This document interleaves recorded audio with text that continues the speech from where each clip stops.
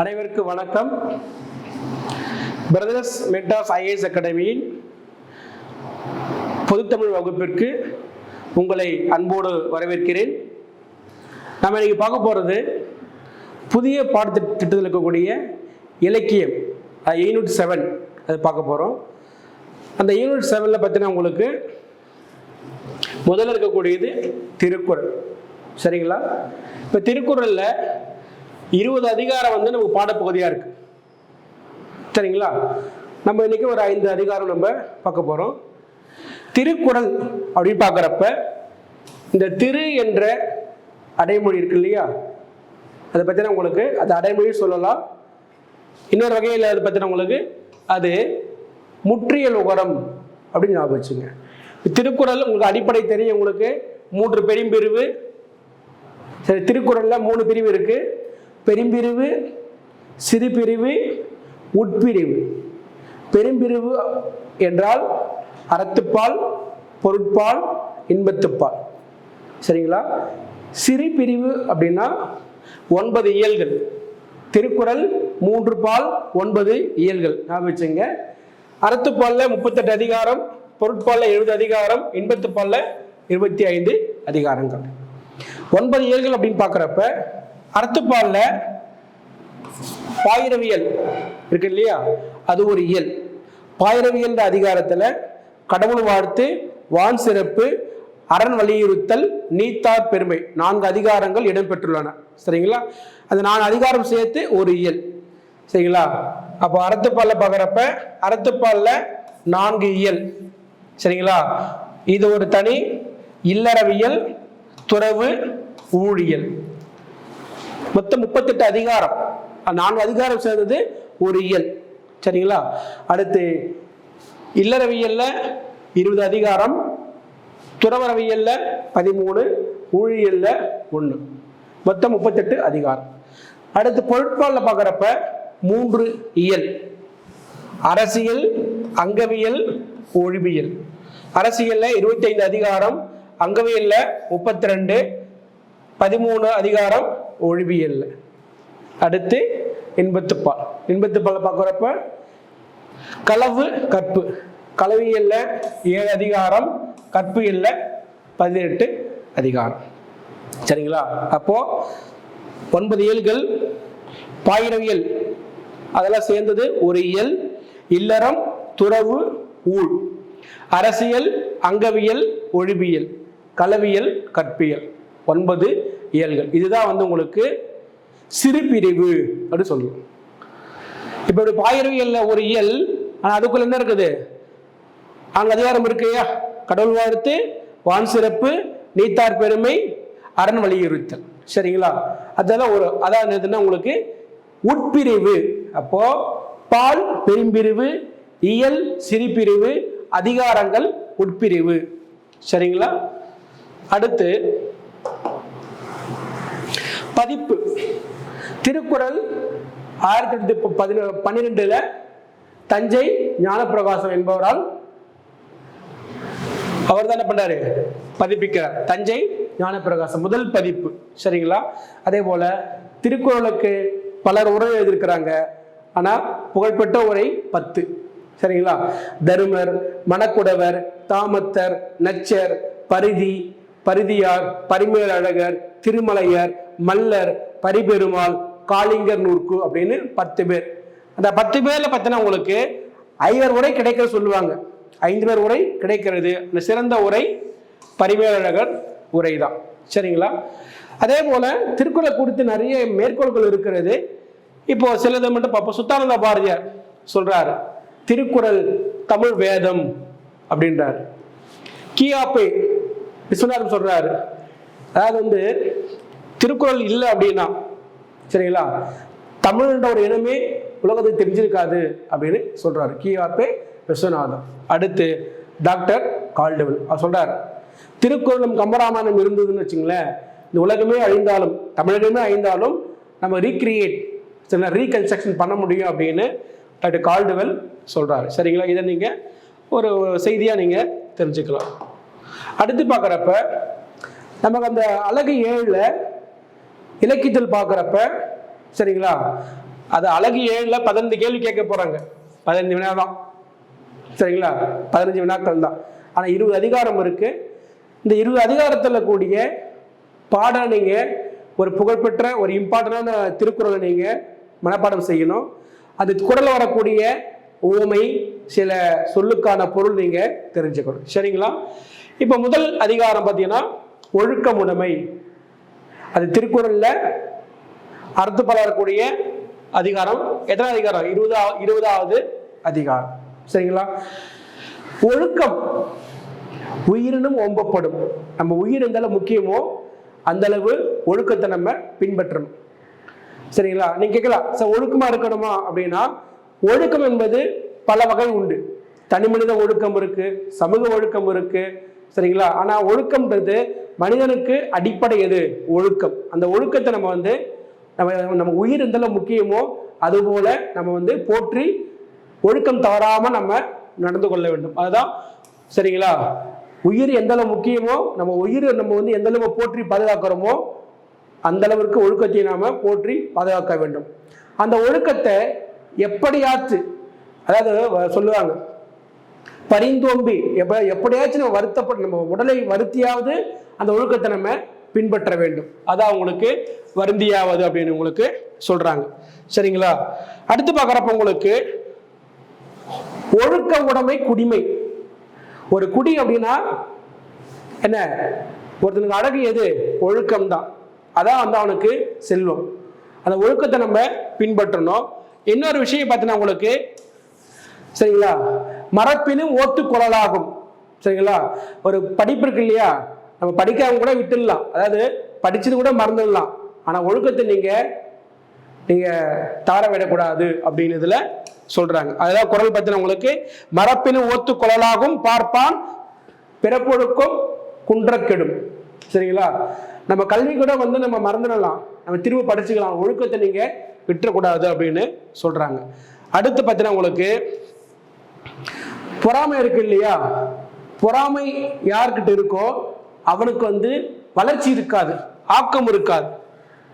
அதுபோல யார் ஒருவர் ஒழுக்கத்தை பின்பற்றலையோ அவர்களுக்கு உயர்வு இருக்காது, சரிங்களா? இதுதான் உங்களுக்கு குறள் சொல்லுவாங்க. அழுக்காறு உடையான் கண் ஆக்கம் போன்று இல்லை, ஒழுக்கமிலான் கண் உயர்வு, சரிங்களா? அழுக்காறு உடையான் கண் ஆக்கம் போன்று இல்லை, ஒழுக்கமிலான் உயர்வு அப்படின்னு இதுல சொல்லுவாங்க. அடுத்து சான்றோர்கள் இருக்கிறாங்க இல்லையா, அவங்க எப்பவுமே ஒழுக்கம் தவறி நடக்க மாட்டாங்க. அத சான்றோருக்கு அழகு. ஏன்னா அவங்க முன்னாடி தெரியும், எதை செய்தால் நமக்கு தீங்கு வரும், எதை செய்தால் நன்மை வரும்னு அவங்களுக்கு தெரியும். அதான் அடுத்த குறள் சொல்றாங்க, சான்றோர்கள் ஒழுக்கத்தில் தவற மாட்டார்கள் அப்படின்னு. நம்ம ஒழுக்கத்தை பின்பற்றினா அது நமக்கான மேன்மை, ஒழுக்கத்தை பின்பற்றவில்லைன்னா அது நமக்கான பழி, சரிங்களா? அதே போல நல்லொழுக்கம் தீயொழுக்கம், சரிங்களா? நல்ல ஒழுக்கங்களை நம்ம பின்பற்ற வேண்டும், தீய ஒழுக்கங்களை நம்ம பின்பற்ற கூடாது, சரிங்களா? அதே போல சொன்ன இல்லையாங்க, சான்றோர்கள் ஒழுக்கத்துல தவற மாட்டாங்க. அதே போலதான் இங்க சான்றோர்கள் தவறியும் கூட வழுக்கையும் சான்றோர்கள் ஒழுக்கத்தை பின்பற்றாம விட மாட்டாங்க. அதாவது சான்றோர்கள் என்ன அழகு, சான்றோர்கள் எதை செய்யணும், சரிங்களா, எங்க செய்யணும், எதை செய்யக்கூடாதுன்னு எல்லா விஷயமும் உங்களுக்கு சான்றோர்களுக்கு தெரியும். அப்ப அப்படிப்பட்ட இந்த குறள் பாருங்க, ஒழுக்கம் உயிரினும் ஓம்பப்படும், உயிர் மாதிரி போற்றி காக்க வேண்டும். அடுத்து அந்த ஒழுக்கத்தை எப்பாடுபட்டாவது நாம் பின்பற்ற வேண்டும். அடுத்து அப்படி பின்பற்றான் பார்த்தீங்களா, அவன்கிட்ட தான் செல்வம் சேரும், சரிங்களா? அப்போ படிச்சு கூட மறந்துடலாம், ஆனா ஒழுக்கத்தை நீங்க பின்பற்றாம விட்டுறக்கூடாது. அடுத்து அதாவது உங்களுக்கு பொறாமை இருக்கிற இடத்துல வளர்ச்சி இருக்காது, அது ஒழுக்கம் இல்லாதவங்க இடத்துல உயர்வு இருக்காது. அப்ப அந்த ஒழுக்கத்தை சான்றோர்கள் சரியா பின்பற்றுவாங்க, சான்றோர்கள் சரியா பின்பற்றுவாங்க, சரிங்களா? ஒழுக்கத்தை பின்பற்றினால் மேன்மை அடையலாம், பின்பற்றவில்லை என்றால் பழிதான் நமக்கு சேரும். அதான் உங்களுக்கு சொல்றாங்க. அடுத்து உங்களுக்கு நல்லொழுக்கம் தீய ஒழுக்கம். சரிங்களா? சொல்ல பாருங்க. ஒழுக்கத்தின் எய்துவர் மேன்மை, இடுக்கத்தின் எய்துவர் எய்தா பழி அப்படின்றதுல சொல்றாங்க. அடுத்து வந்து உங்களுக்கு நன்றிக்கு வித்தாகும் நல்லொழுக்கம். சரிங்களா? அது உங்களுக்கு வந்து ஒரு விதை மாதிரி, ஒரு ஒழுக்கம் இருக்கு இல்லையா, அது நமக்கு விதை மாதிரி. நம்ம என்ன விதை போடுறோமோ அதுதான் நமக்கு வளரும். அதுபோல நன்றிக்கு வித்தாகும் நல்லொழுக்கம் தீயொழுக்கம் என்றும் இடும்பை தரும். நல்ல ஒழுக்கங்கள் மேன்மையை தரும், தீய ஒழுக்கம் இடும்பை தரும், துன்பத்தை தான் தரும் அதுல சொல்றாங்க. அடுத்து சான்றோர்கள் எந்த நிலையிலும் வழுக்கியும் கூட நெறி தவறாம, அதாவது நெறி தவறி நடக்க மாட்டார்கள் அப்படின்னு சொல்றாங்க. கடைசி குறள் பார்த்தீங்கன்னா, உலகத்தோடு ஒட்ட ஒழுகல் பலகற்றும் கல்லார் அறிவிலாதார். இப்போ இந்த உலகமே இந்த ஒழுக்கத்தை பின்பற்றுறாங்க. நாம என்ன பண்ணணும்? நாமும் இந்த ஒழுக்கத்தை பின்பற்ற வேண்டும். சரிங்களா? அதான் இந்த ஒரு மனிதனுக்கு அடிப்படை என்ன? ஒழுக்கம். சரிங்களா? நாளைக்கு வந்து நீங்க தேர்வு எழுதுறவங்க, போட்டித் தேர்வு எழுதுறவங்க, ஒரு பணி வாய்ப்பு பெறுறீங்க அப்படின்னா நாம் பின்பற்ற வேண்டியவை எது? ஒழுக்கத்தோட. அதாவது நம்ம தேர்வு எழுதுறோம் இல்லாத ரெண்டாவது விஷயமா இருந்தாலும், ஒரு மனிதனா இருக்கிறவங்க ஒழுக்கம் அடிப்படையா இருக்கணும். சரிங்களா? ஒழுக்கம் இருந்தால் மட்டும்தான் உயர்வை பெற முடியும். ஒழுக்கம் இல்லை அப்படின்னா நமக்கு பழியைத்தான் தரும். சரிங்களா? அதுதான் உங்களுக்கான விளக்கம். அடுத்து பார்த்தீங்கன்னா உங்களுக்கு பொறையுடைமை. சரிங்களா? என்ன பொறையுடைமைன்னா பொறுமை. 16வது அதிகாரம், அறத்துப்பால்ல 16வது அதிகாரம். சரிங்களா? ஒரு உங்களுக்கு பார்த்தீங்கன்னா உங்களுக்கு பொறுமை ரொம்ப ரொம்ப முக்கியம். சொல்லுவாங்க இல்லையா, முதல் குறள் என்ன குறள்? அகழ்வாரை தாங்க நிலம் போல தம் இகழ்வார் பொறுத்தல் தலை. நிலம் எப்படி வந்து தம்மை தோண்டுபவரையே தாங்குகிறதோ அதுபோல நம் மீது பிறர் கடுஞ்சொல் பேசினாலும் குறைகள் கூறினாலும் அது நிலைத்தை போல் நாம் பொறுமை காக்க வேண்டும். அதான் சொல்றாங்க. அகழ்வார் தாங்க நிலம் போல வருது பார்த்தீங்களா? எங்கெல்லாம் போல வெளிப்படையா வருதோ அது வந்து ஊமையணி. போல என்பது எங்க மறைந்து வருதோ அது எடுத்துக்காட்டு ஊமையணி. சரிங்களா? இப்ப இந்த அகழ்வார் இகழ்வார் இதுதான் வினையால் அணையும் பெயர். வினையால் அணையும் பெயர். ஏன்னா அகழ்தல் செயலை குறிக்குது. சரிங்களா? தோன்றுதல் சொல்றோம் இல்லையா, தொழில் பெயர். ஆனா அகழ்வார் இகழ்வார்னா அந்த பர்சன், அந்த வினையாகக்கூடிய பெயர். அடுத்து பாத்தீங்கன்னா அப்படி அந்த தீங்கு செய்யறாங்க இல்லையா, அதை பொறுத்து கொள்வது மிகப்பெரிய விஷயம். ஆனா மறத்தல் சொல்லுங்க இல்லையா, பொறுத்தல் இறைப்பினை என்றும் அதனை மறத்தல் அதனினும் நன்று. ஒரு தீங்கு செய்யறப்ப அதை பொறுத்து கொள்வதை விட அதை மறந்து விடுவது ஆகச் சிறந்தது அப்படின்றதுல சொல்றாங்க. சரிங்களா?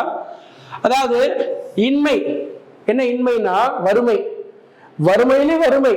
நம்ம வீட்டுக்கு வந்த விருந்தினர் இருக்காங்க இல்லையா, அவளை உபசரிக்கால் வர்றது வறுமையிலும் வறுமை, கொடிதிலும் கொடிது சொல்லுவாங்க. சரிங்களா? அது போலத்தான் பிற நம்ம என்னதான் கடுஞ்சொல் பேசினாலும் அவங்க பொறுத்துக்கிறீங்க இல்லையா, அது வந்து அதை போன்றது. சரிங்களா? வறுமையிலும் அந்த விருந்தினரை வந்து உபசரிக்காம போற நிலைமை இருக்கு இல்லையா, சரிங்களா, அதை விட அது போலத்தான் எது அதை பொறுத்துக்கணும் நம்ம. அதான் இங்க சொல்ல வராங்க, இன்மை வன்மை. சரிங்களா? அடுத்து பார்த்தீங்கன்னா உங்களை இப்ப பொறுமை இருக்கணும். யார் ஒருத்தர் பொறுமையா இருக்கிறாங்களோ அதான் அவனுக்கான அழகுன்றாங்க. அவனுக்கான அழகு. அதாவது நிறையுடைமை நீங்காமை வேண்டின் பொறையுடைமை போற்றி ஒழுகப்படும். ஒரு மனிதனுக்கு எது நிறைவானது? பொறுமைதான் நிறைவானது. அதான் இதுல உங்களுக்கு சொல்றாங்க. அடுத்து அந்த பொறுமையை பொன் போல, எப்படி நம்ம வந்து மிகப்பெரிய பொக்கிஷமா நம்ம வந்து இந்த தங்கம் போன்ற பொண்ணு நம்ம சேர்த்து வைக்கிறோமோ, பொண்ணு போல நம்ம என்ன பண்ணோம்? போற்றி பாதுகாக்கணும். அப்போ பொறுமை ரொம்ப ரொம்ப மிக மிக முக்கியம். சரிங்களா? பிறர் கடுஞ்சொல் பேசுறப்ப நம்ம பொறுத்துக்கொள்வதை விட அதை மறப்பது நன்று அப்படின்றதுல சொல்றாங்க. அது வந்து கஷ்டம்தான், அது ரொம்ப ரொம்ப கடினம் தான். எப்படி வந்து விருந்தினரை உபசரிக்கக்கூடிய ஒருத்தர் வீட்டுல வறுமையா இருக்கிறப்பையும் அந்த விருந்தினர் வந்தாங்கன்னா அது எவ்வளவு கடினமோ அதை விட கடினமானது எது? பிறர் சொல்லக்கூடிய கடுஞ்சொல். சரிங்களா? கடினம் தான் நம்ம, ஆனாலுமே அதை நம்ம வந்து பொறுத்து கொள்ளத்தான் வேண்டும் அப்படின்னு சொல்றாங்க. சரிங்களா? அடுத்து ஒரு பொறுமை இருக்கணும், அதான் அவனுக்கான நிறைவு, அதான் அழகு. சரிங்களா? அடுத்து அது பொறுமையை வந்து நாம் பொன் போல போற்றி காக்க வேண்டும் அப்படின்னு உங்களுக்கு சொல்றாங்க. சொல்லுவாங்க இல்லையா, ஒருத்தாரை ஒன்றாக வையார வைப்பர் பொறுத்தாரை பொன்போல் பொதிந்து. நம்ம வந்து பொக்கிஷமான பாதுகாக்கணும். அடுத்து பாத்தீங்கன்னா ஒருத்தார் பொறுத்தார்.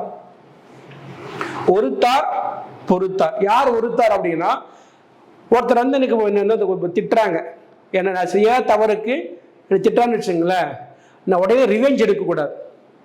சரிங்களா? ஒருத்தார் தண்டித்தவர்னு அர்த்தம். அதை வந்து நம்ம தண்டிக்கிறது வந்து அதை விட பொறுத்தார், அதை பொறுத்துக் கொள்கிறார்கள் இல்லையா, அதான் ஆக சிறந்தது அப்படின்னு உங்களுக்கு சொல்றாங்க. அதாவது என்னன்னா, ஒருத்தர் தவறு செய்ய எனக்கு வந்து இப்ப என்னை குற்றம் சொல்றாங்க, என்ன ஏதோ தவறா திட்டுறாங்க அப்படின்னா, நான் உடனே ரிவெஞ்ச் எடுக்கிறேன் இல்லையா, அது எனக்கு ஒரு நாளைக்கு தான் சந்தோஷம் கொடுக்கும். ஆனா அவன் செய்யக்கூடிய விஷயங்களை நம்ம பொறுத்துட்டோம்னு வச்சுங்களேன், சரிங்களா, ஒருத்தார்க்கு ஒரு நாள இன்பம் பொறுத்தார்க்கு பொன்போல் பொதிந்து அப்படின்னு உங்களுக்கு சொல்லுவாங்க. சரிங்களா? பொண்டும் துணையும் புகழ். சரிங்களா? நம்ம தண்டிச்சுட்டு வச்சுங்களேன், நம்ம ஒரு நாள் தான் மகிழ்ச்சி, ஆனா நம்ம பொறுத்துட்டு வச்சுங்களேன், அதே நம்முடைய ஒரு ஐக்கானா, ஒரு அடையாளமாக மாறிவிடும் அப்படின்னு சொல்றாங்க. அடுத்து உங்களுக்கு பார்த்தீங்கன்னா, திறனல்ல தற்பிறர் செய்யினும் நோனந்து அறநல்ல செய்யாமை நன்று அப்படின்னா, நமக்கு செய்யத்தகாத செயல்கள், யாரோ ஒருத்தர் ரொம்ப நினைத்து பார்க்க முடியாத ஒரு தீங்கு செஞ்சுட்டாங்க. சரிங்களா? திறனல்ல தற்பிறர் செய்யணும், அதாவது செய்யக்கூடாத செயல்கள் செஞ்சுட்டாலுமே அதுக்காக நம்ம அதற்கு 2 மடங்கா நம்ம செய்யாம இருக்கணும், அது சொல்ல வராங்க. சரிங்களா? குறள் என்னன்னா, திறனல்ல தற்பிறர் செய்யணும் நோன் வந்து கோபப்பட்டு அறநல்ல, சரிங்களா, செய்யாமை நன்று. அறநல்ல செய்யாமை நன்று அப்படின்னா உங்களுக்கு நம் மீது வந்து நம்ம, அதாவது பார்த்தீங்கன்னா, நமக்கு தகாத செயல்களை ஒருத்தர் செய்தாலுமே அவருக்கு நம்ம திரும்ப நம்ம வழியை வந்து உணர்த்தணும் அப்படின்னு தேவையில்லை, நம்ம பொறுத்து கொள்ளத்தான் வேண்டும் அப்படின்னு சொல்றாங்க. அடுத்து ரொம்ப மிக முக்கியமான குறள். சரிங்களா? மிகுதியான் மிக்கவை தாம் தம் தகுதியால் வென்று விடல். ஒருத்தர் செருக்குல இருக்காரு, மிகுதின செருக்கு, ஒரு கோபப்பட்டு என்ன பண்றாரு, நம்மளை வந்து ஒரு ஏளனமா பார்க்கறாரு, ஏளனமா பேசுறாரு, தரக்குறைவா பேசுறாரு. சரிங்களா? செருக்கு, மிகுதினது செருக்கு. சரிங்களா? மிகுதியால் மிக்கவை தாம் தம், சரிங்களா, தகுதியால் வென்று விடல் அப்படின்னு உங்களுக்கு குறள் வருது. சரிங்களா? மிகுதியால் மிக்கவை செய்தாரே தாம் தம் தகுதியால் வென்று விடல் அப்படின்னா, ஒருத்தர் கோபத்துல வந்து பேசுறாரு, அவதோட பேசுறாரு, நாம் தகுதி பொறுமையால் வென்றுவிட வேண்டும். இது இப்ப கடந்த குரூப் 4ல கேட்ட கேள்வி. சரிங்களா? என்ன கேள்வினா, உங்களுக்கு தகுதினா என்ன ஆன்சர் கொடுத்துருக்காங்க. ஆன்சர் என்ன? பொறுமை. இப்ப குரூப் 4ல கேட்ட கேள்வி இதுதான் இது. சரிங்களா? மிகுதியால் மிக்கவை, சரிங்களா, மிகுதியால் மிக்கவை செய்தாரே தாம் தம் தகுதியால் வென்று. தகுதி என்பது பொறுமையை குறிக்கும். சரிங்களா? அடுத்து துறந்தாரை விட தூய்மையுடைய. துறவிகள் இருக்கிறாங்க இல்லையா, துறவிகள் வாழ்க்கையை வெறுத்துட்டு காடுகள் மலைகளை வாழ்றாங்க இல்லையா, அவங்க பார்த்தா இல்லற வாழ்க்கையே தவிர்த்துட்டு வேணான்னு ஒதுக்கிட்டு தனியா வாழ்றாங்க இல்லையா, துறவியா வாழ்றாங்க இல்லையா, அதை விட சிறந்தவர்கள் யாரு? பிற கடுசொல் பேசும்பொழுது பொறுத்துக்கிறாங்க இல்லையா, அவங்க துறையை விட தூய்மை உடையவர்கள். துறவிகள் எப்படி ஒழுக்கத்தை பின்பற்றுவாங்களோ, எப்படி வந்து பிறரை வந்து அவதூறு பேசாம நல்ல எண்ணங்களோடு வாழ்வாங்களோ, அதை விட தூய்மையான யாரு? பிறர் பேசக்கூடிய கடுஞ்சொல்லை பொறுத்து கொள்பவர்கள் அப்படின்னு சொல்றாங்க. இப்ப வந்து அப்படிப்பட்ட துறைகள் இருக்கிறாங்க இல்லையா, அவங்க என்ன பண்ணுவாங்க, அதை பார்த்தீங்கன்னா உங்களுக்கு வந்து உண்ணாவிரதம் இருப்பாங்க, சாடாம இருப்பாங்க. சரிங்களா? அது போல வந்து அதை விட உயர்ந்தது எது? உண்ணாவிரதம் இருக்கிறத விட எது உயர்ந்தது? பொறுமை அப்படின்னு உங்களுக்கு சொல்றாங்க. இப்ப இதுல பார்த்தீங்கன்னா உங்களுக்கு அகழ்வார் இகழ்வார் 2 வார்த்தை ஞாபகம் வச்சுங்க. சரிங்களா? அகழ்வார்னா தோண்டுபவர்கள். சரிங்களா? அகழ்வாரை தாங்கும் நிலம் போல தம்மை இகழ்வார் பொறுத்தல் தலை. சரிங்களா? பொறுமை ரொம்ப ரொம்ப முக்கியம். அப்படி பிறர் செய்யக்கூடிய அந்த தீங்கை பொறுத்து கொள்வதை விட மறப்பது நன்று. அதுதான் வறுமையிலே வறுமை, விருந்தினரை உபசரிப்பது ரொம்ப ரொம்ப கொடுமை. நம்மளே வறுமையில இருக்கிறோம். அதுபோல வன்மை ரொம்ப என்னது அவங்களுக்கு அது கஷ்டம்தான். பிறர் பேசக்கூடிய கடுஞ்சொல்லை பொறுத்து கொள்வது அந்த வறுமையை போன்றது அப்படின்னு சொல்றாங்க. பொறுமைதான் ஒரு மனிதனுக்கு நிறைவு. நிறைவிடமை நீங்காமை வேண்டி புறவிடமை போட்டு ஒழுகப்படும் அப்படின்னு உங்களுக்கு பொறுமை தான் ரொம்ப ரொம்ப முக்கியம். சரிங்களா? அப்படிப்பட்ட அந்த பொறுமை இருக்குது இல்லையா, அதை நம்ம பொன் போல ஒரு தங்கம் மாதிரி நம்ம அதை பாதுகாத்து கொள்ள வேண்டும். பொறுமையை நம்ம ஒழுக்கம் எந்த அளவு முக்கியமோ அதே அளவுக்கு பொறுமையும் முக்கியம். ஒழுக்கத்தை நீங்க தவறிட்டீங்கன்னா பழி வரும். அது போல பொறுமையை நீங்க இழந்துட்டீங்கன்னா நம்ம அடையாளத்தை விட்டுடுவோம். அப்போ அதான் சொல்ல வராங்க, இங்க சொல்றாங்க, மிகுதியால் மிக்கவை செய்தாரை தாம் தம் தகுதியால் வென்று விடல் அப்படின்ட்டு. சரிங்களா? அப்போ ஒருத்தார் யாரு? அதுவும் வினையால் அணையும் பெயர் தான். ஒருத்தர் தவறு செய்யறாங்க, எனக்கு தீங்கு செய்யறாங்க, உடனே நான் ரிஃப்ளெக்ஷன் கொடுக்குறேன் இல்லையா, நான் ஒரு தீங்கு செய்யறேன் இல்லையா, அதான் ஒருத்தார். ஒரு நாள் தான் சந்தோஷம் எனக்கு. ஆனா பொறுத்தாருக்கு பொன்றும் துணையும் புகழ். என்னைக்குமே அவருடைய அடையாளமா விட்டு கொடுத்தல் அடையாளமா இருக்கும் அப்படின்னு சொல்றாங்க. அதாவது நினைச்சு பார்க்க முடியாத அளவுக்கு திறனல்ல தற்பிறர் செய்யணும். சரிங்களா?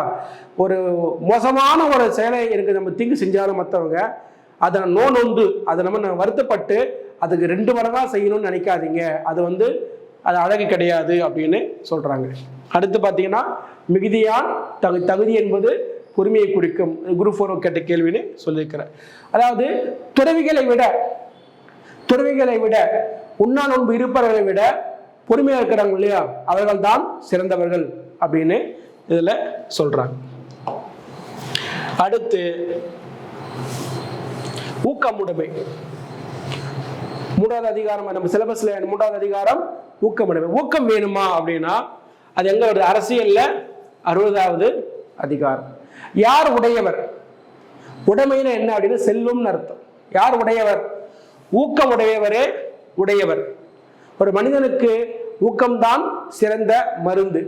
சரிங்களா? ஊக்கம்ன்றது என்னது? ஒரு எனர்ஜி. சரிங்களா? வாழ்க்கையில ஜெயிக்கணும்னு அந்த எண்ணம் இருந்தா போதும், அது நம்ம செயலா மாறும். சரிங்களா? அப்ப அவர் சொல்ல வரப்ப உங்களுக்கு இங்க பாருங்க, உடையரெனப்படுவது ஊக்கம் அக்திலார்க்கு உடையது உடையோரோ மற்று. அதாவது ஊக்கம் யாருக்கிட்ட இருக்கோ அவங்க அது இருந்தா போதும், மற்ற செல்வங்கள் எல்லாம் உடைமையாகாது, செல்வங்கள் ஆகாது. அதெல்லாம் இன்னைக்கு திறமை இருக்கிறவங்க அவங்க ஊக்கத்தால அதை பெற்றுக்கொள்வார்கள் அப்படின்னு சொல்றாங்க.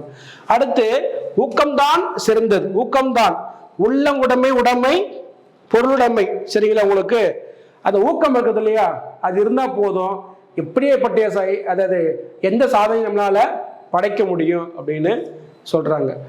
சரிங்களா? அதான் செல்வம் தான் ஊக்கம். ஊக்கம் இருந்தா போதும், அதான் நமக்கு பொக்கிஷம், அதான் நமக்கு ஒரு செல்வம். நம்ம நீங்க நம்பிக்கையை விட்டுட்டீங்கன்னா, இந்த ஊக்கம் மட்டும் என்ன சொல்றது அப்படின்னா நம்பிக்கை, தன்னம்பிக்கையை குறிக்குது. சரிங்களா? நம்மளால போட்டி தேர்வு எழுத முடியும், ஜெயிக்க முடியும் அப்படின்னு நம்மனா மட்டும்தான் அதற்கான ப்ராசஸ் எல்லாம் இறங்க முடியும். படிக்கிறதுக்கு முன்னாடியே நம்ம முடியாது, தெரியாது, இப்படி கஷ்டம் அப்படின்னு நீங்க மைண்ட் செட் வந்துருச்சுன்னா அதை உங்களால கெயின் பண்ணவே முடியாது அப்படின்னு.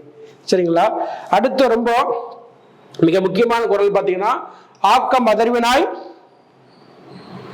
செல்லும் அசைவிலா ஊக்கமுடையான் உழை. ஒருத்தனுக்கு ஆக்கம் ரொம்ப ரொம்ப முக்கியம். வாழ்க்கையில கடைசி மினிட்ல கூட என்ன ஆகும், அந்த தன்னம்பிக்கை விட்டுக்கூடாது. சரிங்களா? அது விட்டுட்டீங்க அப்படின்னா உங்களால வெற்றி நீங்க ரீச் ஆகவே முடியாது அப்படின்னு சொல்றாங்க. அடுத்து வெள்ளத்தனைய மலை நீட்டம் மாந்தர்தம் உள்ளத்தனைய உயர்வு. இந்த ஒரு செடி இருக்குன்னு வச்சுங்களேன், ஒரு மலர் இருக்கு, அது அந்த நீருடைய அளவு என்னவோ அதுதான் அந்த செடியுடைய அளவு இருக்கும். நீர் உயர செடி உயரும். சரிங்களா? நீர் குறைஞ்சதுன்னா செடியுடைய வளர்ச்சி இல்லை. அப்ப அது மாதிரிதான் நம்முடைய எண்ணங்கள் இருக்கு இல்லையா, வெள்ளத்தனைய அந்த வெள்ளத்துல அந்த வெள்ளத்துல எப்படி அந்த மலர் நீட்டம் இருக்கோ, சரிங்களா, அதுபோல நம்முடைய உள்ளத்தனைய உயர்வு அப்படின்னு நம்முடைய முயற்சி இருக்கணும். அப்பதான் அந்த வெற்றி கிடைக்கும். சரிங்களா? இப்ப நீர் உயரணும் அப்படின்னா செடி உயராது. அதுபோலத்தான் உங்களுக்கு அந்த பொருள் சொல்றாங்க. அடுத்து உள்ளுவதெல்லாம் உயர் உள்ளல். சரிங்களா? உள்ளுவதெல்லாம் உயர் உள்ளல் மற்றது தள்ளினும் தள்ளாமை நீர்த்து. உள்ளுவதெல்லாம் உயர் உள்ளல், நம்ம நினைக்கிற எந்த விஷயத்தையும் உயர்வா நம்ம திங்க் பண்ணணும், உயர்வா நம்ம அச்சீவ் பண்ணணும்னு ஆசைப்படணும். அப்பதான் சரிங்களா? இப்போ வந்து குரூப் 1 பாஸ் பண்ண நினைச்சா மட்டும்தான் நீங்க குரூப் 1 தோல்வி அடைஞ்சாலும் அட்லீஸ்ட் ஒரு குரூப் 4 நீங்க ஒரு வாய்ப்பை பெற முடியும். அதான் உள்ளுவதெல்லாம் உயர் உள்ளல், அதான் அவங்க சொல்றாரு. ஏன்னா நம்ம வந்து நம்ம இலக்குகளை உயரமா வச்சா மட்டும்தான் நீங்க அது தோல்வி அடைஞ்சாலும் அது அடுத்த படிக்கு வரும். நீங்க இலக்கே வந்து ரொம்ப டவுனா வச்சிங்க அப்படின்னா, ரொம்ப சிம்பிளான ஒரு தேர்வு எழுதணும் அப்படின்னு வச்சீங்கன்னா அது வாழ்க்கையில எந்த ஒரு பலனையும் தராது அப்படின்னு அதுதான் சொல்றாங்க. சரிங்களா? உள்ளுவதெல்லாம் உயருள்ளல் மற்றது தள்ளினும் தள்ளாமை நீர்த்து. எண்ணம் இருக்கணும், நம்ம நல்லா ஜெயிக்கணும் படிக்கணும், அந்த எண்ணம் இருந்தால் மட்டும்தான் வாழ்க்கையில நம்ம உயர முடியும். சரிங்களா? அடுத்து பாருங்க, உங்களுக்கு யானை. ஒரு யானை இருக்கு பாத்தீங்களா? உடம்பு ஃபுல்லா அம்பு பட்டு இருக்கும். சரிங்களா? உடம்பு ஃபுல்லா அம்பு பட்டாலும் அது யானை வந்து அதாவது புறமுதுகிடாது. அந்த யானையை போன்று நம்ம வந்து நம்ம எப்படி ஒரு போர்ல வந்து புறமுதுகிடுவது போர் வீரனுக்கு இழுக்கு, அதுபோல ஒரு யானை எப்படி எல்லா அம்பையும் தாங்கி கொண்டு நடந்து செல்கிறதோ, முன்னோக்கி நடந்து செல்கிறதோ, அதுபோல நம்ம தோல்விகளை என்ன பண்ணணும், தோல்விகளிலிருந்து நம்ம வந்து ஒரு பாடம் கற்றுக்கொண்டு நம்ம முன்னோக்கி நடக்க வேண்டும், அந்த யானையை போல. அதான் உங்களுக்கு சொல்றாங்க.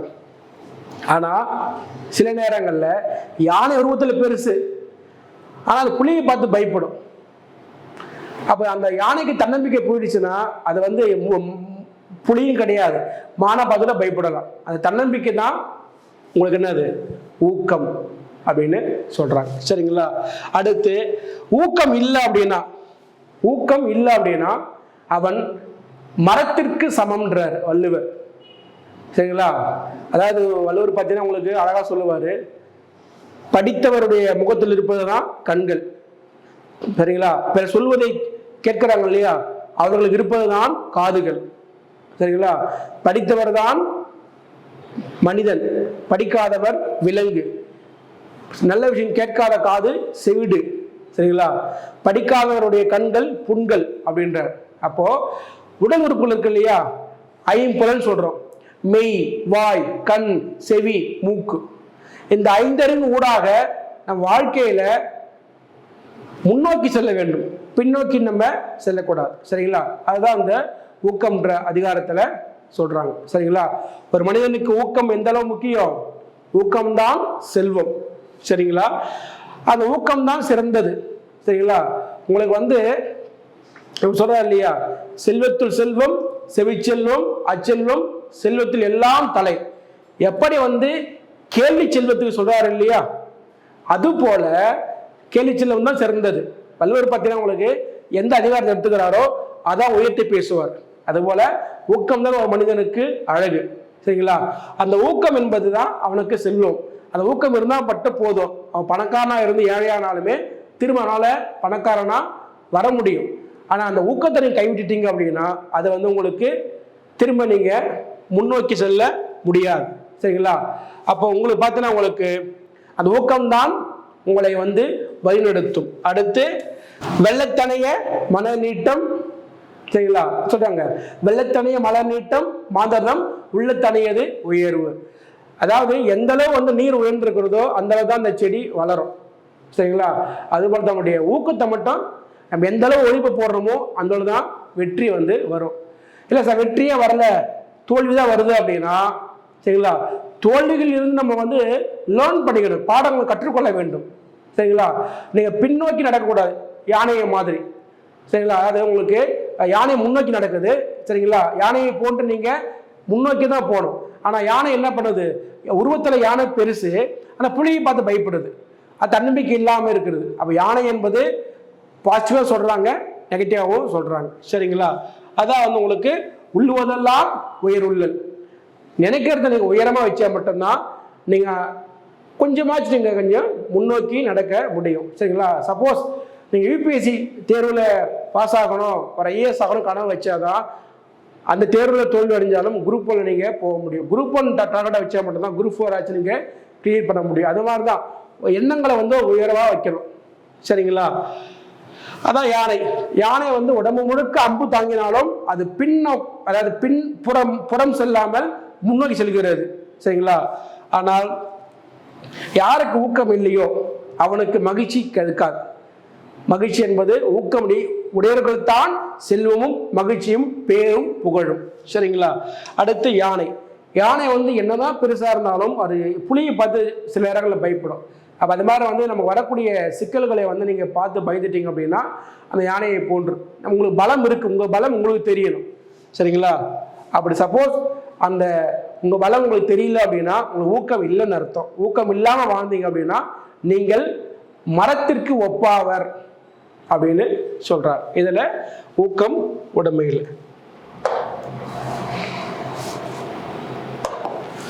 சரிங்களா? அடுத்து வந்து உங்களுக்கு விருந்தோம்பல்.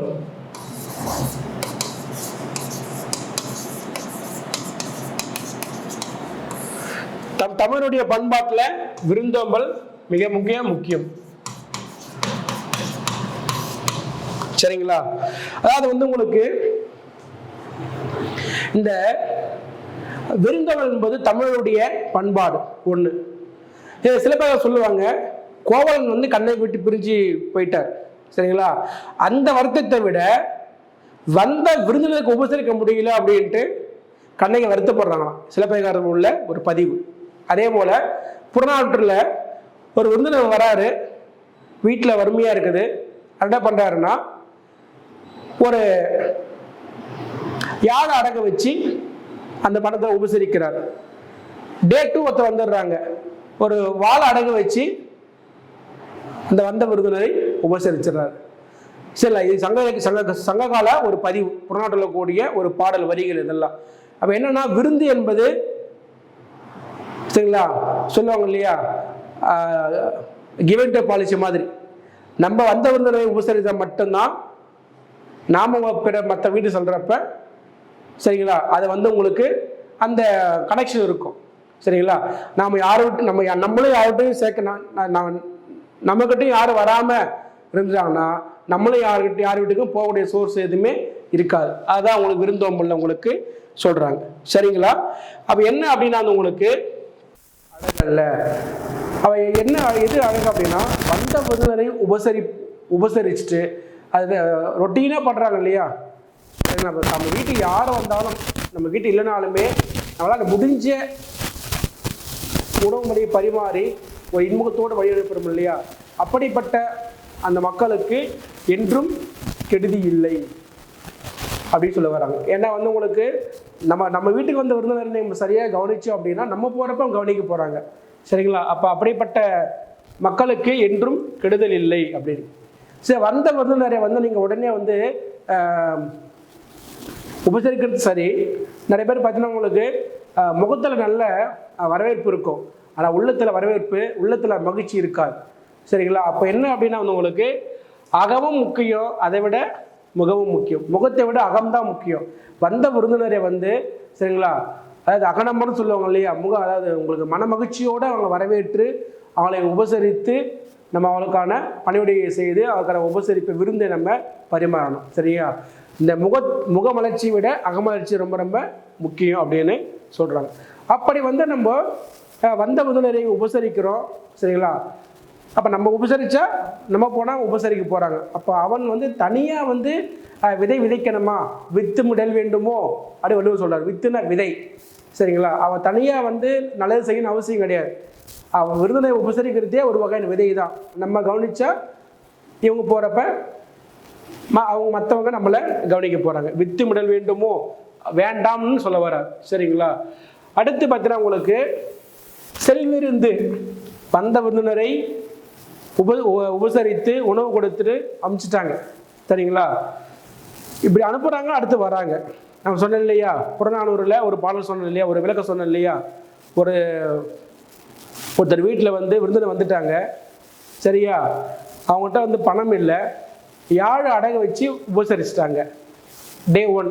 டே 2 ஒருத்தர் வந்துட்டாங்க, போர்வால் அடகு வச்சு உபசரிக்கிறாங்க. அதுபோல் ஒரு பக்கம் வந்து போறாலும் திரும்ப வந்துடுவாங்க இல்லையா. செல்விருந்து ஓம்பி நல்லவிருந்து காத்திருப்பான்னு ஒரு குறள் இருக்கு. அதாவது வந்த விருந்தினரை உபசரிப்பதும், சரிங்களா, உபசரித்து நம்ம சென்டா பண்ணிடுறோம், அடுத்த பார்த்தா திரும்ப விருந்தினர் வந்துடுறாங்க. ஆனாலும் அப்படிப்பட்ட யார் உபசரிக்கிறாங்களோ அந்த மக்களுக்கு மேலோகத்தில் நல்விருந்து உண்டுன்றாங்க. மேலோகத்தில் நல்விருந்து உண்டு யார்? தேவர்களுக்கு கிட்ட அப்படின்னு சொல்றாங்க. இன்னொரு விஷயம், விருந்தினர் வராங்க இல்லையா, வராங்க. இப்போ நமக்கு ரொம்ப நெருங்கிய உறவாக இருந்தால், நம்ம ரொம்ப க்ளோஸ் உறவாக இருந்தால், சரிங்களா, நம்முடைய அந்த செலிப்ரேஷனே வேற மாதிரி இருக்கும். நம்ம வரவேற்கிற விதம், உறவு செய்யக்கூடிய முறை எல்லாமே வேற மாதிரி இருக்கும். ஒரு சாதாரணமாக ஒரு தெரிஞ்சவங்க கெஸ்ட்டாக வந்துட்டாங்கன்னா அது வேற மாதிரி இருக்கும். அப்போது அந்த விருந்தோம்பல் என்பது வரக்கூடிய நபரை பொறுத்து, நமக்கும் அவங்களுக்கு இருக்கிற உறவு முறை இருக்குது இல்லையா, அது ரொம்ப கலர்ஃபுல்லாக உண்மையாக இருந்ததுன்னா நம்ம மனமகிழ்ச்சியோடு வரவேற்போம். சரிங்களா. கொஞ்சம் தூரம் கொஞ்சம் நெருக்கம் இல்லை அப்படின்னா அதை பொறுத்து அதனுடைய விருந்தினுடைய அந்த அந்த முறை வந்து மாறும் அப்படின்னு சொல்கிறாங்க. சரிங்களா. சிலர் இருக்கிறாங்க, இவங்களும் யார் வீட்டுக்கு போக மாட்டாங்க, சரிங்களா, மற்றவங்களையும் இன்வைட் பண்ண மாட்டாங்க. சிலர் வந்து பார்த்தீங்கன்னா உங்களுக்கு அப்படியே தனியாகவே இருந்துடுவாங்க, தனியாக சிங்கிளாக படிப்பாங்க, தனியாக சிங்கிள்ஸ் தனியாகவே வாழ்ந்துடுவாங்க. இன்றைக்கி சமூகத்தில் அப்படி தான் இருக்குது. எல்லாம் வந்து உங்களுக்கு கூட்டு குடும்பம் தனி குடும்பம் ஆகிடுச்சு, இப்போ தனியாக குடும்பமாக ஆகிடுச்சு. அப்போ தனியாக வாழ்ந்தான்னு வச்சுங்களேன், கோடி ரூபாய் இருந்தாலுமே, சரிங்களா, ஒருத்தர் பேச ஆள் இல்லாமல், ஒரு உடம்பு முடியலாம் கேட்கக்கூட ஆள் இல்லாமல் இருக்கிறாங்க இல்லையா. என்னதான் பணம் இருந்தாலுமே விருந்தினரை உபசரிக்காமல் தான் மட்டுமே சாப்பிட்டு தான் மட்டும் வாழ்கிறாங்க இல்லையா, அந்த வாழ்க்கையோ அவங்ககிட்ட இருக்கிற செல்வமோ வீண் அப்படின்னு சொல்கிறாங்க. சரிங்களா, வீண் என்பது சொல்கிறாங்க. அடுத்து இன்னொரு விஷயம் வந்து உங்களுக்கு நிறைய பேர் பார்த்தீங்கன்னா அது ஒரு பொருட்டை எடுத்துக்க மாட்டாங்க. நான் நல்லா இருக்கிறேன், நான் வேலைக்கு சாப்பிட்றேன், நான் நல்ல மகிழ்ச்சியாக இருக்கிறேன், சரிங்களா, நான் இப்படியே வந்துட்டா போதும் அப்படின்னு விருந்தினரை வந்து நம்ம வந்து அழைப்பதும் அவங்கள்ட்ட மகுமலர்ச்சியோடு பேசுகிறதோ, சரிங்களா. சிலர் வீடுகள்லாம் பார்க்குறப்ப கெஸ்ட்டு ரெகுலராக வந்துன்னு போயின்னு இருப்பாங்க. சில வீடுகளில் பார்த்தீங்கன்னா கெஸ்ட்டு வர இவங்களும் போக மாட்டாங்க, அவங்களும் யாரும் வரமாட்டாங்க. அது வந்து ஒரு வகையான அறியாமைன்றார். சரிங்களா. விருந்தினரை உபசரிக்காத பண்பு இருக்கு இல்லையா. எப்படி ஒரு மனிதனுக்கு ஒழுக்கம் முக்கியமோ, சரி, எப்படி பொறுமை முக்கியமோ, அதுபோலத்தான் விருந்து. விருந்து என்பது தமிழுடைய ஒரு பண்பாடு. சரிங்களா. நான் கண்ணகி சொன்னேன், கணவன் பிரிந்து போயிட்டா அந்த வருத்தத்தை விட வந்த விருந்தினரை உபசரிக்கல அப்படின்றது வந்து கண்ணகி வந்து வருத்தப்படுறாங்க. சரிங்களா, அதை உங்களுக்கு சொல்றாங்க. அடுத்து ஒரு விருந்தினர் வராங்க அப்படின்னா, சரிங்களா, இன்முகத்தோடு வரவேற்கணும். சரிங்களா. வர்றப்பவே நம்முடைய ரியாக்ஷன் வேற மாதிரி இருந்தால் அப்படியே போயிடுவாங்க. சரிங்களா. அப்போ என்ன குரல் வருது? மோப்பக்கோழியும் அனிச்சம் முகம் தெரிந்து நோக்கக்கோழியும் விருந்து அப்படின்னு. ஒரு அனிச்ச மலர் நம்ம எப்படி நம்ம நுகர்ந்து பார்த்தா அப்படியே அந்த வாடி விடுமோ, அதுபோல் நம்ம வந்து நம்முடைய முகமே என்ன ஆகும், முகத்தில் வந்து அகத்தில் மகிழ்ச்சி இருக்கணும். அப்போ தான் முகத்தில் அது வந்து தெரியும். அகத்தில் வந்து எதிர்ப்பு இருந்தால் அது முகத்துலையும் தெரிஞ்சிடும். அது மாதிரி தெரிஞ்சு என்ன ஆகும் அப்படின்னா, ஒரு அனிச்சமலரை எப்படி நம்ம நுகர்ந்து பார்த்தா வாடி விடுமோ, அதுபோல் வந்த விருந்தினர்களும் வாடி விடுவார்கள் அப்படின்னு இதில் சொல்கிறார். அப்போ விருந்து என்பது ஒரு தனி மனிதனுடைய பண்பாடு அல்ல, ஒரு மனிதனின் தமிழுடைய பண்பாடு. சரிங்களா. அப்போ அந்த விருந்து அப்படின்னா அவங்களுக்கு புதுசுன்னு அர்த்தம், புதுமைன்னு அர்த்தம். புரியுதா உங்களுக்கு? சரிங்களா. தொல்காப்பி சொல்லுவார், எண் வகை வனப்பு சொல்லுவார். எண் வகை வனப்பு, அதில் ஒன்று வந்து விருந்து. சரிங்களா. அப்போ ஒரு இல்லறத்திற்கு அழகு வந்த பசின்னு வராங்க இல்லையா, அவங்களுக்கு உதவி செய்கிறது தான் அந்த இல்லறம். ஒரு இல்லறத்துக்கு அழகு எது? வேளாண்மை அப்படின்னா உதவி செய்வது தான். சரிங்களா. வந்த விருந்தினரை அமர வைச்சுட்டு தான் மட்டும் உண்ணக்கூடாது, அது மிகப்பெரிய கொடுமை. சரிங்களா. அது இல்லாமல் வந்து வந்த விருந்தினர்களை வந்து உபசரிப்பதும், சரிங்களா, அவங்களுக்கான பணிவிடைகள் செய்வது வந்து நல்ல விஷயம். அது வந்து அதை கெடுதி கிடையாது, அதனால் வந்து தீங்கு கிடையாது. சரிங்களா. அப்போது அந்த விருந்தினரை வந்து நம்ம முகமலர்ச்சியை விட அகமலர்ச்சி முக்கியம். மனதில் வந்து உண்மையாக நம்ம வந்து வெல்கம் பண்ணணும், மனமும் வந்து உணவு பரிமாறணும். சரிங்களா. வந்த நீங்கள் எப்போ போவீங்க அப்படின்லாம் கேட்கக்கூடாது. அதுபோல் வந்து உங்களுக்கு சரிங்களா. அடுத்து அப்படி வந்து விருந்தினரை உபசரிப்பதை வந்து ஒரு தொடர்ந்து பண்ணுறாங்க இல்லையா, அப்படிப்பட்ட அந்த வீடுகளில் தனியாக வந்து புண்ணியம் செய்யணும்னு தேவை கிடையாது சரிங்களா. அதுவே புண்ணியம்தான். அதை விட்டும் இட வேண்டும். வித்தின விதை அவங்க உபசரிக்கிறாங்க இல்லையா, அதான் விதை. இப்போ நீங்கள் உபசரித்தா நாளைக்கு அது நீங்கள் என்ன ஆகும், ஒரு விதை விதைக்கிறோம், அது நம்ம பயன் தருது இல்லையா. அதுபோல தான் நம்ம விருந்தினை உபசரித்தா நீங்கள் இப்போ நான் உபசரிப்பாங்க, அதான் சொல்கிறாங்க. அடுத்து செல்விருந்து ஓம்பி வந்த விருந்தினரை உபசரித்து வழி அனுப்பிச்சிட்டாங்க சரிங்களா. அடுத்து என்ன பண்ணுறாங்க, விருந்தினர் வராங்க. அப்படி விருந்தினர் உபசரிப்பதை வந்து ஒரு கடமையாக செய்கிறாங்க இல்லையா, அதாவது பார்த்தீங்கன்னா உங்களுக்கு விருப்பத்தில் செய்கிறாங்க இல்லையா, அப்படிப்பட்டவர்களுக்கு மேலோகத்தில் நல்ல விருந்து உண்டு. யார்கிட்ட, தேவர்களிடத்தில். அதே போல தான் வந்து உங்களுக்கு விருந்து பரிமாறக்கூடிய முறை. நமக்கு நெருக்கமான வந்தா, நம்ம வாழ்க்கையில் வந்து நம்ம கஷ்டப்படுறப்ப கூடவே இருந்து சரிங்களா, நம்முடைய எல்லா சிக்கல்கள்லையும் எதிர்ப்புகள்லையும் நம்ம நம்ம அனுபவிக்கக்கூடிய எல்லா பிரச்சனைகள்லையும் கூடவே இருந்து வராங்க. இப்போ நம்ம பெரிய ஆளாயிட்டுன்னு வச்சுங்களேன் சரிங்களா. அப்போ அப்படிப்பட்ட நம்ம மனசுக்கு பிடித்தவங்க கெஸ்ட்டாக வந்தாங்கன்னா நம்ம வந்து ஓடி ஓடி செய்வோம் சரிங்களா. அப்போ அந்த உணவு அந்த விருந்தினரை பேசக்கூடிய முறை, உணவெல்லாம் எதை பொறுத்து, வரக்கூடிய நபரை பொறுத்து.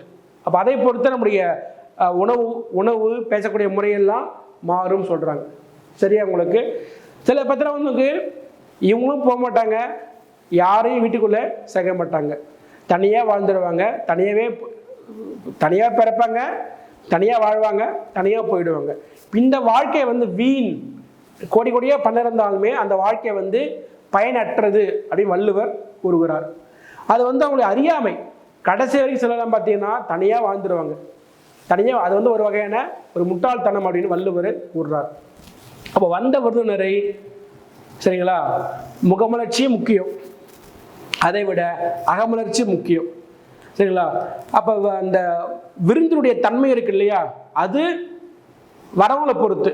வரவங்க நெருக்கமாக இருந்தால் நம்ம வந்து கொஞ்சம் மனமூது செய்வோம், கொஞ்சம் நெருக்கம் கம்மியாக இருந்தால் அதுக்கேற்ற மாதிரி அந்த முறையெல்லாம் மாறும், அதான் சொல்கிறாங்க. அப்போ வந்து தமிழுடைய பண்பாட்டில் ஒன்று விருந்து உபசரித்தல், விருந்தோம்பல் சரிங்களா. அப்போ வந்த விருந்தினரை வந்து முகமலர்ச்சி முக்கியம், அகமலர்ச்சி முக்கியம். அதுபோல் நீங்கள் அகத்தில் ஒரு விஷயம் இப்போ வந்து வரத்தை நமக்கு பிடிக்கல அப்படின்னா என்ன ஆகும், முகத்தில் ரிஃப்ளெக்ஷன் தெரியும். அது மாதிரி தான் மோப்பக்குழையும் அனிச்சம் முகம் தெரிந்து நோக்கக்குழையும் விருந்து அப்படின்னு. நம்ம அந்த அனிச்ச மலரை வந்து நம்ம எப்படி ஸ்மெல் பண்ண வாடிடுமோ அதுபோல் வந்த விருந்தினரை வந்து முறைச்சி பார்த்தோன்னா ஓடி போயிடுவாங்க சரிங்களா. அப்போது முகமலர்ச்சியும் முக்கியம், அகமலர்ச்சியும் முக்கியம். ஆக தமிழுடைய பண்பாட்டில் விருந்து என்பது மிக மிக முக்கியமான ஒன்று சரிங்களா. அடுத்து அரண் வலியுறுத்தல். அரண்னா என்ன, எத்திக்ஸ் நம்ம படிக்கிறோம் சங்க இலக்கியத்தில். 17 மேற்கணக்கு 17 கீழ்கணக்கு, 8 தொகை 10 பாட்டு, அது என்னது மேற்கணக்கு. 17 கீழ்கணக்கு அப்படின்னா சங்க மருவிய கால இலக்கியங்கள். அந்த இலக்கியங்கள் பார்த்தீங்கன்னா உங்களுக்கு 18 அதில் 11 இலக்கியம் நீதி இலக்கியம் சரிங்களா, 6 இலக்கியம் அக இலக்கியம், 1 பார்த்தீங்கன்னா உங்களுக்கு புற இலக்கியம் களவழி நாற்பது. பாருங்க, சங்கம் மருவிய காலத்தில் யார் ஆட்சி தமிழகத்தை, களப்பிரர்கள் 5 to 7 நூற்றாண்டு சரிங்களா. அப்போ நீதி இலக்கியம் பார்த்தீங்கன்னா அதிகமாக எழுதப்படுகின்றன. திருக்குறள், நாலடியார், நான்மணி கடிகை, இன்னா 40, இணைவி 40, திரிகடுகம், ஏலாதி, சிறுபஞ்ச மூலம், ஆசாரக்கோவை, பழமொழி, இந்நிலை, இத்தனை நூல் எழுதியிருக்கிறாங்க சரிங்களா. ஏன்னா அந்த எல்லாமே என்ன அப்படின்னா உங்களுக்கு இதை அடிப்படையாக கொண்டு எத்திக்ஸ், அறம் தான் ஒரு மனிதனுக்கு மிக முக்கியம். நம்ம எதுக்கு என்ன பார்த்துருக்குறோம் அப்படின்னா ஒழுக்கமும் முக்கியம் சரிங்களா, ஒழுக்கமும் முக்கியம், பொறுமையும் முக்கியம் சரிங்களா, விருந்தும் மிக மிக முக்கியம். அதே போல் ஊக்கம், ஒழுக்கம் யார்கிட்ட இருக்குதோ அவன் பொறுமையாக இருப்பான், பொறுமையோடு யார் வாழறானோ அவன் ஊக்கத்தோடு இருப்பான், ஊக்கத்தோடு யார் இருக்கானோ அவன் வந்த விருந்தினரை உபசரிப்பான் சரிங்களா. அதே போல தான் வந்து அறம். அறத்தோடு வாழ்ந்தால் மட்டும்தான் இந்த ஒழுக்கமும் இந்த பொறுமையும் இந்த விருந்தும் நம்மளால செய்ய முடியும். சரிங்களா? அறம் தான் ரொம்ப ரொம்ப முக்கியம். சரிங்களா? அதான் தான் என்ன பண்றாரு, அறத்துப்பால் முதல்ல வைக்கிறார். அறம் என்பது பார்த்தீங்கன்னா உங்களுக்கு ஒரு மனிதனுக்கு சிறப்பை தரும், இன்னொன்று செல்வத்தையும் தரும். சரிங்களா? இப்போ சார் நீங்க கேட்கல சார் அறம்னா என்ன அப்படின்னா அதை விளக்கம் இங்க சொல்றாரு. என்ன சொல்றாரு அப்படின்னா இந்த குறள்ல இந்த அதிகாரத்துல மனத்துக்கண் மாசிலனாதல் அனைத்தரன் ஆகுல நீர பிற அப்படின்னாரு. மனசளவுல யாருக்கும் தீங்கு நினைக்காம இருக்கிறீங்கல்ல, அதான் அறம், வேற ஒண்ணுமே இல்லை. இந்த 10 குறளுடைய விளக்கம் இதுதான். மனசளவு கூட தீங்கு நினைக்க கூடாது, யாருக்கும் தீங்கு நினைக்காம இருக்கிற இல்லையா, அதான் அறம். அப்ப அப்படிப்பட்ட அறத்தை நாம் பின்பற்ற வேண்டும். சரிங்களா? அப்போ அறம் செய்வதை நம்ம மறந்துடக்கூடாது. அது தீமைன்றாரு 2வது குறள்ல. அது என்னது? தீமை. அறம் என்பது ஒழுக்க மாதிரி தான். ஒழுக்கம் எப்படி உயிரினும் ஒம்பப்படுமோ அது போலதான் அறம். அந்த அறத்தை நீங்க அறம் செய்ய மறந்துட்டீங்க அப்படின்னா அது ஒரு வகையான தீமை அப்படின்றார். சரி, இந்த அறத்தை எப்ப பண்ணலாம் அப்படின்னா ஒல்லும் வகையால் அப்படின்னா, அதாவது பார்த்தீங்கன்னா உங்களுக்கு எப்பயாச்சும் பண்ணிக்கலாம் அப்படி கிடையாது, எப்பவே பண்ணணும். அதான் செல்லும் வகை. யாராவது எழுப்பி கேட்டால் பண்ணிக்கலாம்ப்பா, யாராவது நம்மளை தேடி கேட்டால் செய்துக்கலாம் அப்படின்னு நினைக்கிறீங்களா, அது கிடையாது. நீங்கள் போயிட்டு எங்கெல்லாம் வாய்ப்பு இருக்கோ அங்கெல்லாம் செய்யணும். அதுதான் உங்களுக்கு அறம். சொல்றாரு, மனத்துக்கண் மாசிலனாதல் அனைத்தரன் ஆகுல நீரை பெற. மனசளவில் யாருக்கும் தீங்கு நினைக்காம இருக்கணும். நிறைய பேர் சிலர் இருக்காங்க. சரிங்களா? அதாவது பார்த்தீங்கன்னா உங்களுக்கு இப்போ இப்போ ஒரு ஓனர் ஒரு கம்பெனி இருக்குது, ஒரு கம்பெனி ஓனர் இருக்காரு. எம்ப்ளாயர்ஸை அவங்கள சேலரி கொடுக்காம, சரிங்களா, அவங்கள அவங்களுடைய இன்கம், அதாவது அவங்க இன்கம் பேஸ் பண்ணி தான் கம்பெனி ரன் ஆகும். அதாவது எம்ப்ளாயர்ஸை நீங்கள் மகிழ்ச்சியாக மட்டும்தான், அது ஒரு அறம் தான். அவங்கள நீங்கள் ஏமாற்றி நீங்கள் கடவுளுக்கு செய்யுதா, அது எந்த ஒரு பயனும் கிடையாது. சரிங்களா?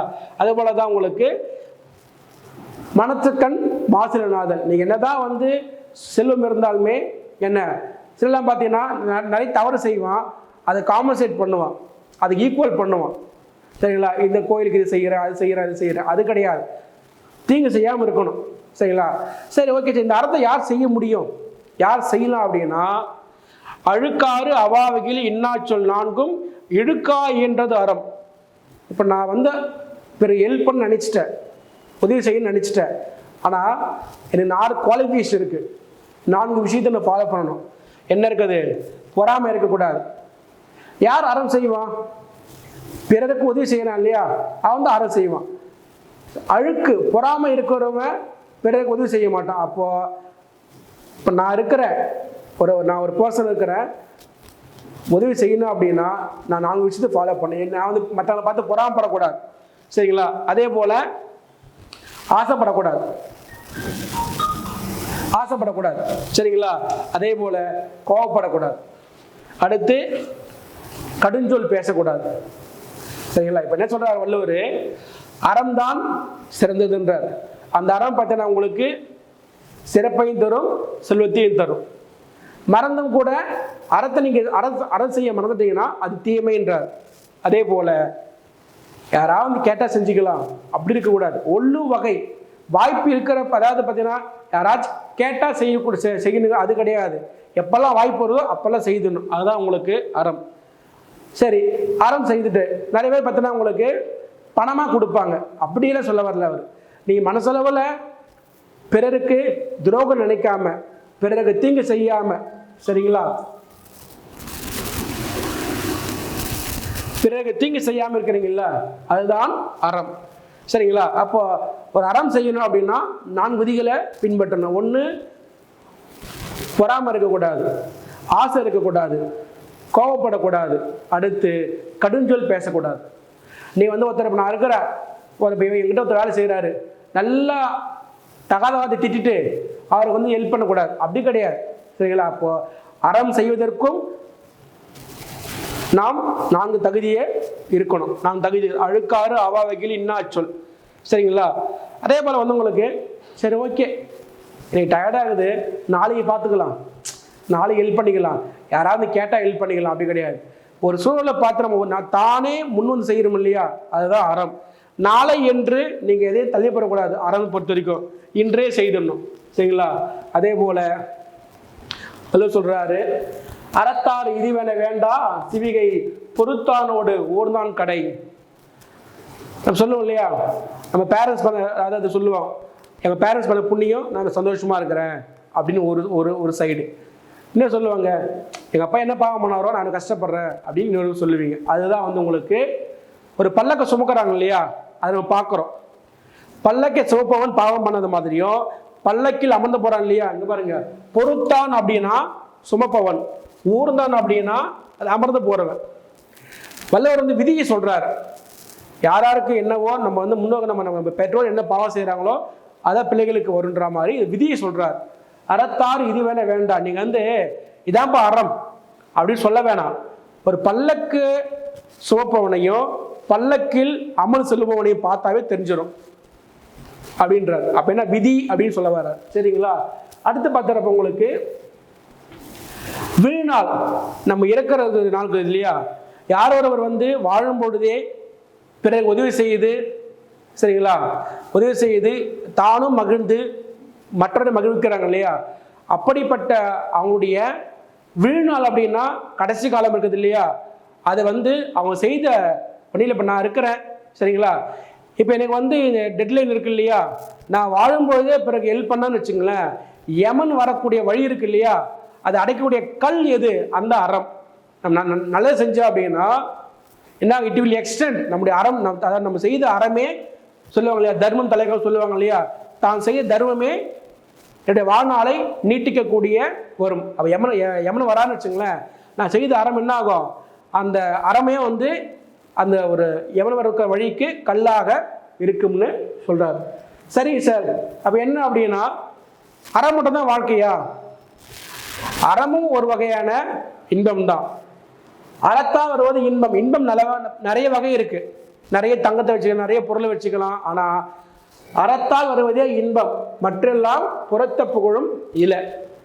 சரியா? உங்களுக்கு அறம் தான் மிக முக்கியம். அறத்தால் வரக்கூடிய இன்பம் இருக்கு இல்லையா, நேர் வழியில நம்ம நேர்மையா இருக்கணும், ஒழுக்கமா இருக்கணும், பொறுமையா இருக்கணும், சரிங்களா, ஊக்கத்தோடு இருக்கணும், சரிங்களா, அப்பதான் விருந்தினரை உபசரிக்க முடியும், சரிங்களா. இப்போ இதெல்லாம் வேணும் அப்படின்னா நம்ம அறத்தோடு இருக்கணும். நம்ம அறத்தம் நம்ம நியாயமா இருந்தால் மட்டும்தான் பிறருக்கு நம்ம ஒரு உதவி செய்ய முடியும், பிறருக்கு நம்ம நல்ல செய்திகளை சொல்ல முடியும். நம்ம சரியா இருந்தால் மட்டும்தான் மற்றவங்க நம்ம சொல்றது கேட்பாங்க. அப்போ அறம் செய்யல அப்படின்னா அது வந்து தனக்கு பழி ஏற்படும் அப்படின்னு எல்லோரும் சொல்றார், சரிங்களா. ஒரு 6 அதிகாரம் பார்த்துருக்குறோம். அடுத்த வகுப்புல நம்ம இருக்கிற மீத அதிகாரங்களை நம்ம பார்ப்போம், சரிங்களா. நன்றி.